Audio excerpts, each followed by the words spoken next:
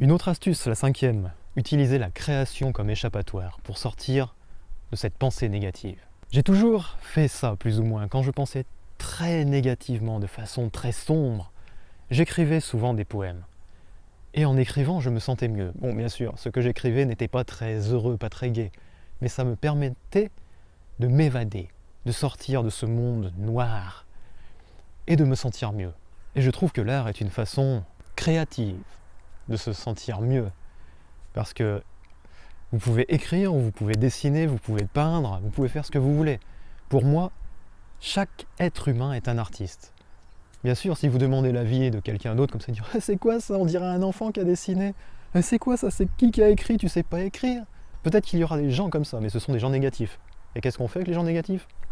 On les oublie. Donc essayez de dessiner, de peindre, d'écrire, de faire ce que vous voulez. Et vous verrez, toute cette énergie négative que vous avez en vous partira dans votre art et vous vous sentirez libéré. Sixième astuce, le sport. Bon, pour moi, le sport, c'est quelque chose de vital. C'est comme le stretching, comme je vous l'ai dit l'autre jour. Le sport permet aussi d'évacuer l'énergie négative. Je pense que l'homme n'est pas fait pour rester assis comme ça tout le temps, à ne rien faire.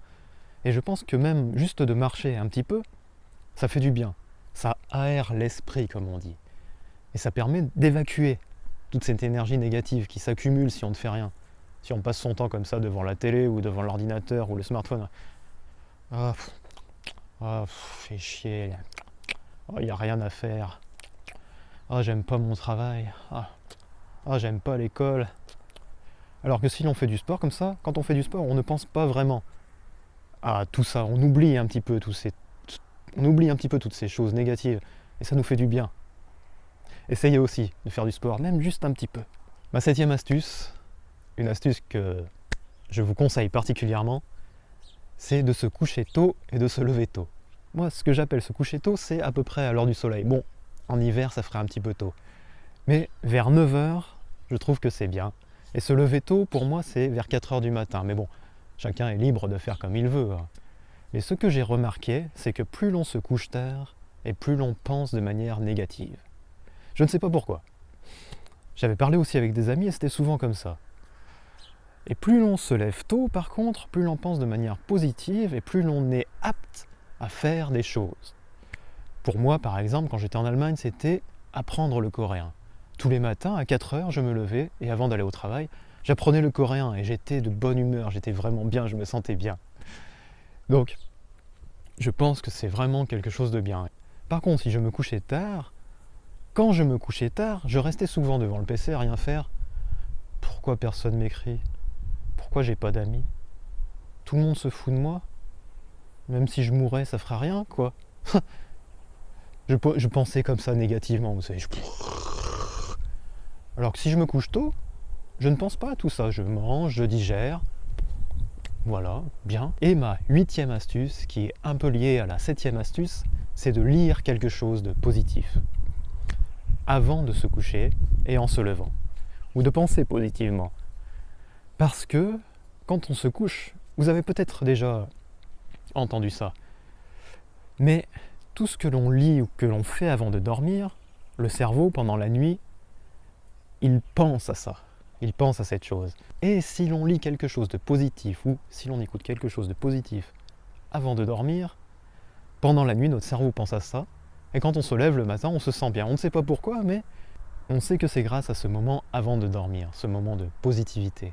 Donc je vous conseille de lire quelque chose ou d'écrire quelque chose de positif chaque soir avant de vous coucher. Et vous verrez que petit à petit, vous vous sentirez mieux. Ma neuvième astuce, c'est de se promener.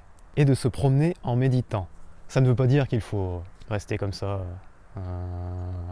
Non, se promener en méditant, ça veut dire se promener en laissant son esprit divaguer. En laissant son esprit penser à n'importe quoi, comme ça. Vous marchez doucement, dans un endroit où il n'y a pas trop de bruit, parce que bon, si vous marchez au milieu des rues de Séoul, avec toutes les voitures, tous les gens, c'est un peu dur de penser. Mais peut-être dans un endroit, dans un parc tranquille, vous marchez comme ça, vous laissez votre esprit juste libre. Et vous le laissez penser à des choses comme ça. Et j'ai remarqué qu'en marchant comme ça, on arrive à penser de manière positive et je ne sais pas pourquoi, notre cerveau semble créer toutes sortes de choses. Il nous donne des idées. C'est intelligent ces cerveaux, hein. Notre cerveau nous donne des idées, des choses positives à faire. Vous pouvez essayer. Vous pouvez essayer. Vous me direz ce que vous en pensez. Hein. Voilà, nous arrivons à la fin de ce journal très spécial. Vous pouvez me dire ce que vous en pensez, si vous avez des astuces pour ne pas sombrer dans la pensée négative. Bon allez, je vous dis à bientôt, au revoir.